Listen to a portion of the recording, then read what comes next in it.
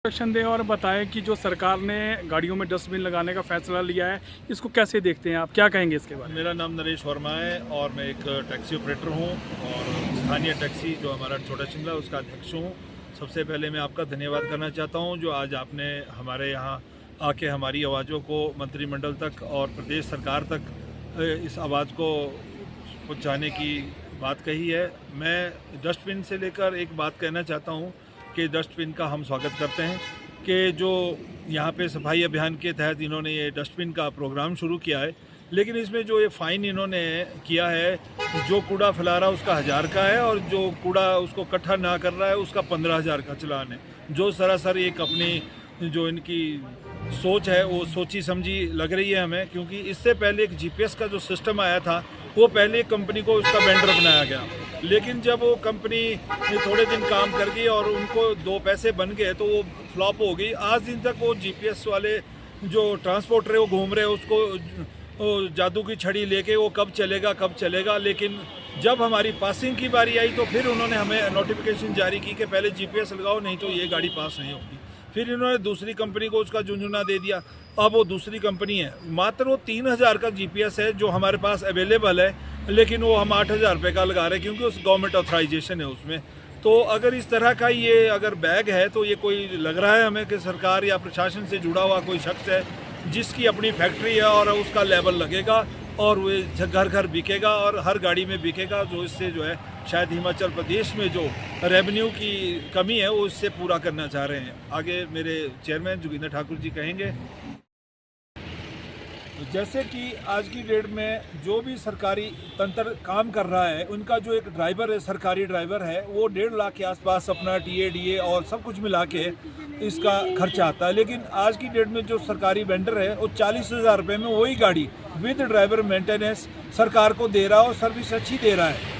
वो जब 40,000 में काम कर रही है, 1.5 लाख का ड्राइवर उसमें और उनका पेट्रोल अगर खर्चा लगाया जाए तो मुझे नहीं लगता किसी माप तोल में वो चीज़ आ रही है। और हम बहुत जल्द जो है जनरल हाउस की एक मीटिंग करने वाले हैं। हम चाहेंगे कि इसमें ट्रांसपोर्ट मिनिस्टर जी को भी बुलाया जाए ताकि हम एक अहम बैठक बनाएं। सारे प्रेसिडेंट पूरे हिमाचल के ऑल कमर्शियल गाड़ियों के जो है आएंगे और इसमें हम बैठक करेंगे। अगर उसमें सहमति बनती है तो ठीक है, नहीं बनती है तो अगली रणनीति जो है हम वहाँ पे जाके शुरू कर देंगे। ने इसके निर्देश निकाले तो सरकार को सभी वर्गों से बात करनी चाहिए थी या बताना चाहिए था कि ये नियम हम लागू कर रहे हैं। हम स्वागत करते हैं स्वच्छ भारत का, परंतु आप ये बताइए कि गाड़ी में कौन सी जगह ये डस्टबिन रखा जाए और ये डस्टबिन कैसा होगा और इसे जब हम डिस्पोज़ करेंगे तो हम इसे डिस्पोज़ कहाँ करेंगे। सरकार ने पहले बहुत से सड़क किनारे डस्टबिन लगाए जो आज की डेट में आपको ढूंढने से एक भी नहीं मिलेंगे। तो अगर हम सवारी लेके जाते हैं और बच्चे उल्टी कर लेते हैं या पोटी कर लेते हैं तो उसे हम कहाँ डालेंगे और उसके लिए डस्टबिन की जो आपकी विस्थापित है वो कहाँ पे है, इसका एक दायरा बनाना चाहिए था सरकार को, या जितने भी टैक्सीज वाले हैं या प्राइवेट व्हीकल्स वगैरह हैं उनसे पूछना चाहिए था कि हम इसके लिए क्या उपाय निकालें। इनने सीधे ही थोप दिया जनता के ऊपर, क्योंकि जो भी चीज़ें हैं वो जनता के सिर पे ही है। आप देख लीजिए आज की डेट में महंगाई का दौर है, पहले 10 रुपये किराया हो गया 5 से 10, अब ये डस्टबिन आ गया। ये डस्टबिन भी पता नहीं कौन सी कंपनी का होगा, किस नेता के बेटे का होगा और किसका होगा, ये चीज़ें इसमें ज़रूर है।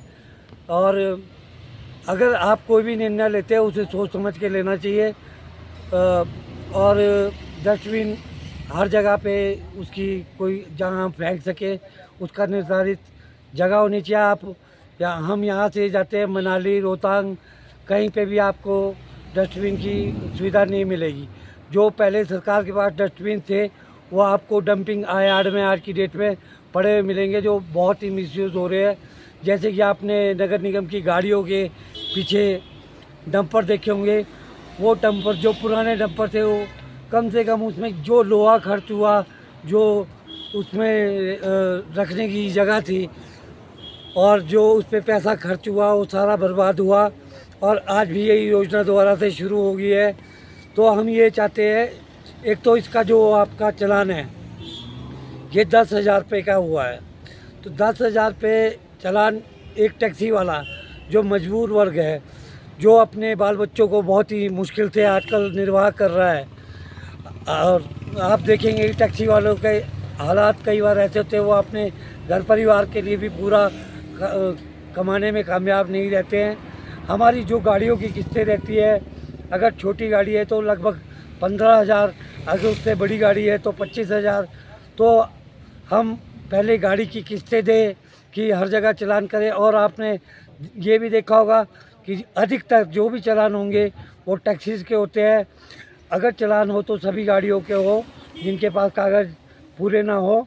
और मैं यही चाहूँगा कि जो भी है डंपिंग साइट वो जल्द से जल्द चिन्हित की जाए और इस चालान को न्यूनतम कम से कम 500 या 1000 रुपये किया जाए, ताकि इसे अगर किसी का चालान भी होता है तो वो आराम से भुगत भी पाए। क्योंकि टैक्सी वालों ने अब अपने घर चलाने हैं कि वो हर जगह चालान ही भुगतते रहे। धन्यवाद।